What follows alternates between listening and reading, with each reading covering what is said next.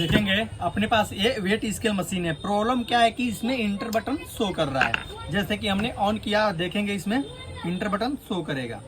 अगर आपके भी पास ऐसे वेट स्केल मशीन है तो इसमें कुछ नहीं करना है, इस बॉडी को ओपन करना है और यहाँ से जो बटन का इसमें प्रोप्स दे रखा है इसको कर देंगे बाहर और फिर दोबारा इसको ऑन ऑफ करेंगे और देखेंगे ये प्रॉब्लम बिल्कुल सही हो जाएगा। क्योंकि क्या होता है कि इसमें वेट स्केल मशीन में अगर बटन शॉर्ट रहता है इसमें तभी ये सब प्रॉब्लम आता है। जैसे कि ठीक है, ये बिल्कुल अपना इंटर बटन यहाँ से ऑप्शन हट गया, आप देखेंगे वेट रखे बिल्कुल परफेक्ट बता रहा है। यानी जो भी प्रॉब्लम था इसका इस बटन से था, तो इसके बस प्रॉप्स को निकाल देंगे और वेट मशीन क्लियर हो जाएगा। जय हिंद साथियों, फॉलो करें, सब्सक्राइब भी करें।